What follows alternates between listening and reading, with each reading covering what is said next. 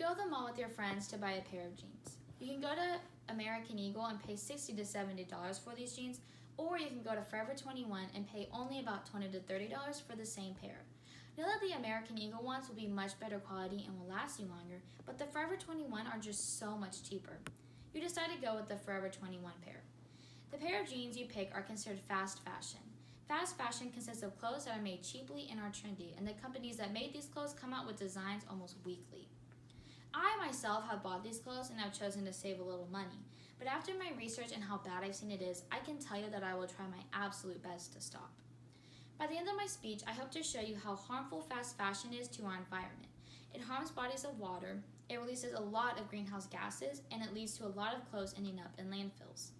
Fast fashion is quickly affecting our water systems and not in a good way.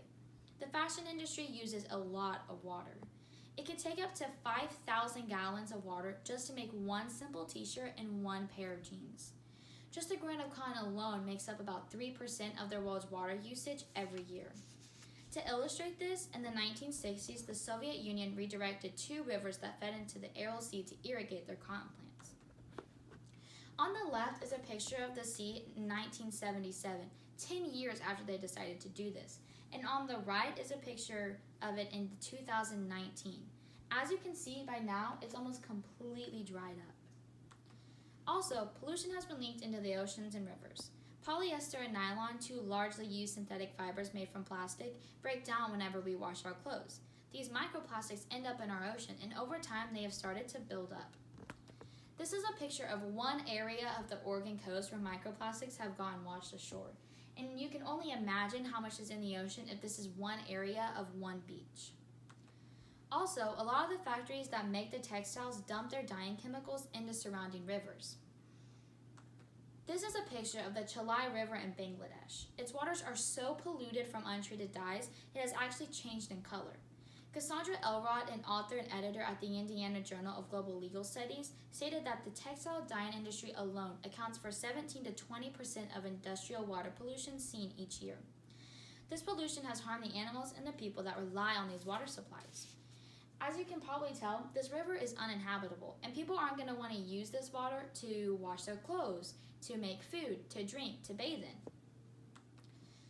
Also, a lot of the chemicals that are dumped in rivers make their way into the ocean. Some of these chemicals can contain cancer-causing toxins.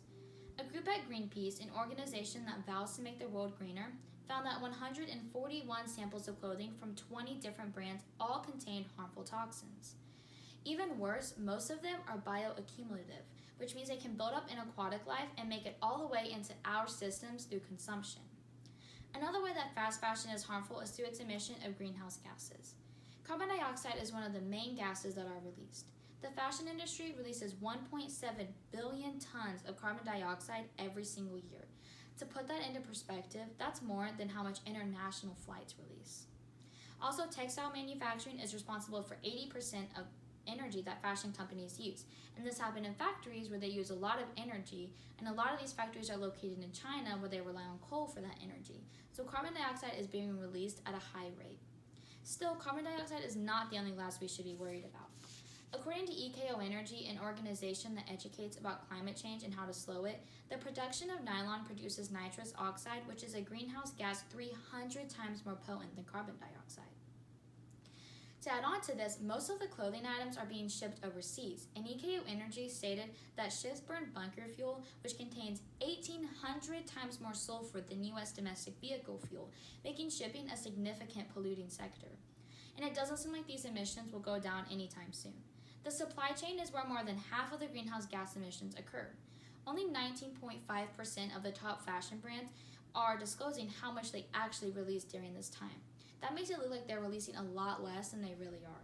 And if the fashion industry really wanted to align with efforts to keep global warming under 2 degrees, they could only emit 20% of what they do now by 2050. But at this rate, emissions will actually go up 60% by only 2030. The next thing that fast fashion adds to is waste in landfills, which can be equally as bad for our environment. Fast fashion makes us believe that our clothes are disposable. According to Carrie Sommers, the founder and director of Fashion Revolution, a group trying to reduce the harm of fast fashion, of the 150 billion new clothing items put on the market every year, 25% of that remains unworn. The point of fast fashion is to feel like our clothes are going out of style, so we constantly feel the need to be buying new ones. And not only that, the clothing isn't made out of sustainable materials and typically isn't made well, so even if it is one, it's discarded only after a few uses. Because of this, clothes are being thrown away and crowd in already overfilled landfills.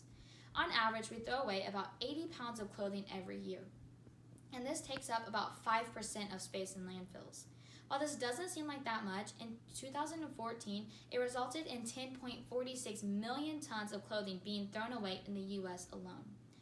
This chart from the United States Environmental Protection Agency shows what happens to our clothes when we decide we're done with them.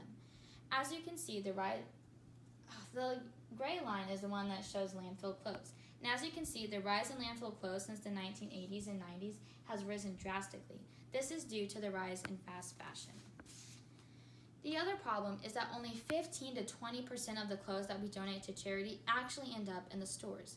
The rest go to landfills and are shipped overseas where they still may not be bought. I hope that now you know how harmful fast fashion is to our home. It hurts our rivers and oceans, it causes greenhouse gases to be emitted at a high rate, and it causes landfills to become even more overfilled. So what's your choice going to be now? Will you choose to buy the cheap pair from Forever 21, or will you change your mind and go with the pair that are eco-friendly and can help us save our home?